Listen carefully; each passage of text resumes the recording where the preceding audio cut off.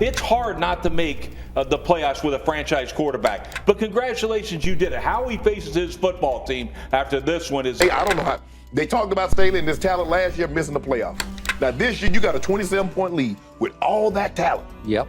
All history of the Chargers, do I have to get into it? I mean, this is it's just mind-numbing because the Charger fans will go, we've seen this. WS, disappointed in the Chargers offense. Passing game, doing a disservice to Justin Herbert, one of the greatest arms in the history of football. Here we are at the end of another playing season for this team, and it's the same old phrase. I don't know how the Chargers can come back from that. The Los Angeles Chargers have had devastating ends in back-to-back seasons. 2 years ago, the Chargers fell apart late in the season and missed the playoffs after losing a Week 18 matchup in overtime. Last season, they did make the postseason and even led 27-0, but somehow, someway, they lost. The Chargers still haven't won a playoff game with Justin Herbert, and the clock is ticking. Herbert has 2 years left on his rookie deal, and then he becomes expensive. The best time to win is now, but after the Chargers wasted the career of Phillip Rivers, you have to ask yourself, will they do the same for Justin Herbert? The Los Angeles Chargers had the 6th overall pick at the 2020 NFL Draft. They got the pick after going 5-11 in 2019, which was the final season with Phillip Rivers on the roster. He was a starter for 14 years, and Herbert was supposed to succeed him, and he did. Herbert started his rookie season as the backup to Tyrod Taylor, but started in week 2 after Tyrod had his lung punctured accidentally by the team doctor. Yes, that actually happened. And if you ask me, I think the team doctor just had money on the over on Justin Herbert yards. Herbert ended up having a super impressive first career start, passing for 311 yards, a touchdown, and an interception while forcing the Chiefs to overtime. But the Chargers ended up losing.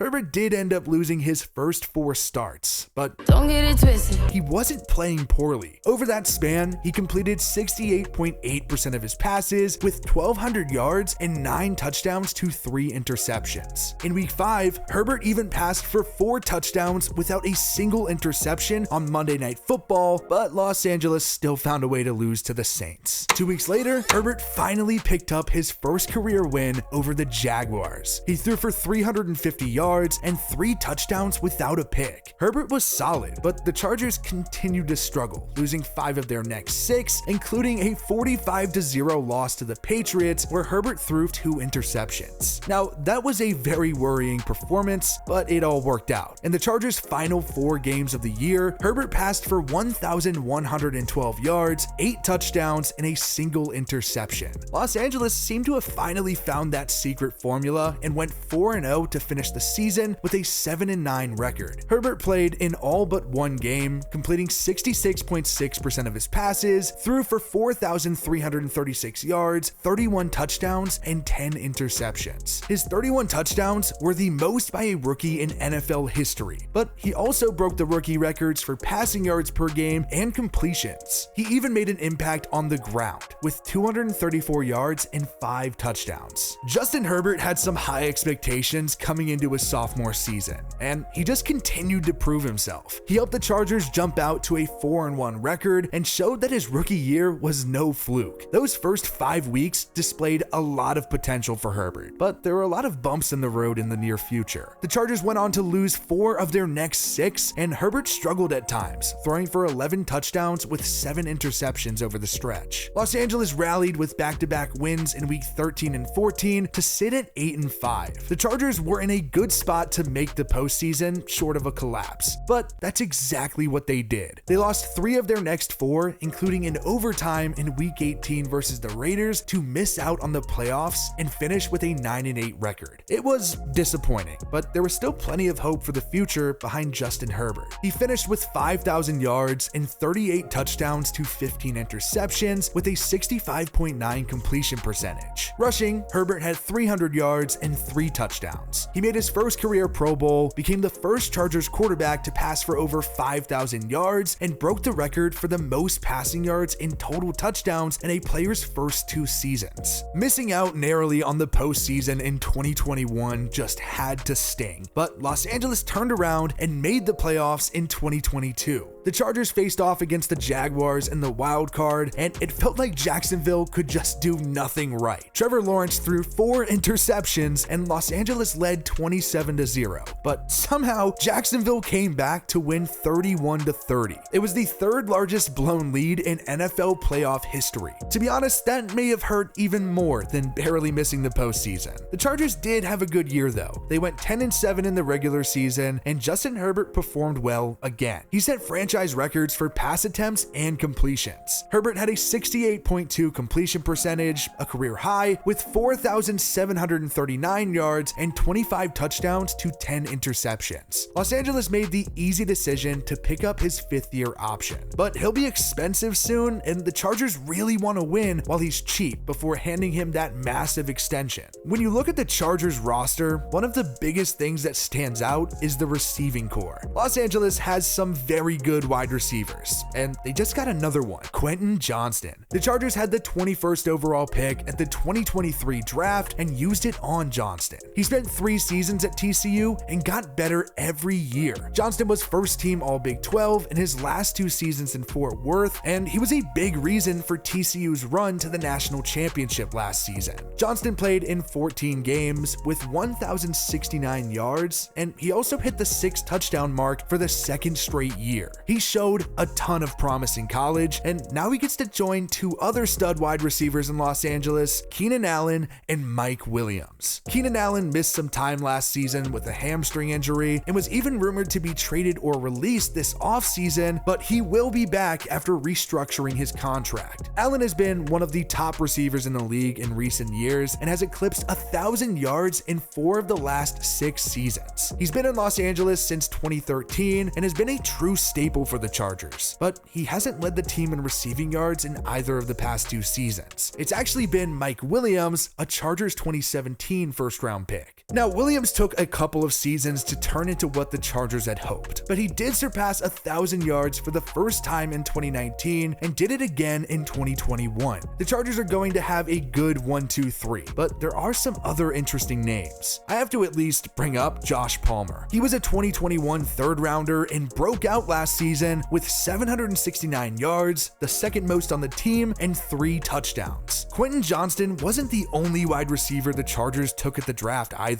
Not only that, he wasn't the only TCU wide receiver. In the 4th round, they drafted Darius Davis, who had over 500 yards receiving in each of his last 2 collegiate seasons. To really get the full Horned Frogs effect, the Chargers followed it up by taking quarterback Max Duggan. To make matters even funnier, there were 4 TCU players drafted, and all 4 are heading to Los Angeles. The other was cornerback Travius Hodges-Tomlinson, who was selected by the Rams. The Chargers have done a good job building around Justin Herbert, and they're going to be a very pass-heavy offense that should have a lot of success, but they are in a very tough division. The Chiefs are still the kings of the AFC West and are coming off of another Super Bowl. Patrick Mahomes is no doubt the best quarterback in the league, and it seems like nobody has been able to stop Kansas City. Meanwhile, the rest of the division should be better too. The Raiders signed Jimmy Garoppolo, who has played in 2 of the last 4 NFC championships. He's a winner when he's healthy, and the Raiders are going to have some good pieces around him. The Broncos were supposed to be good last season, but somehow sucked. Russell Wilson was terrible, but now that Denver traded for Sean Payton, there is an expectation that they will turn it around. The Chargers are a good team, but with how good the AFC West is, it's going to be a dogfight, and they could reasonably finish in last place if things don't go their way. The Chargers really did waste Philip Rivers' career. There's a reason why Eli Manning didn't want to play for the Chargers. Rivers was great, but never got a ring while Eli won 2. Somehow, I still don't know how that happened. The Chargers just have a history of failure, and now you have to worry if they're gonna do that again. Dean Spanos and the entire Spanos family has been a train wreck, but hopefully Justin Herbert doesn't have to suffer the same ringless fate as Philip Rivers did.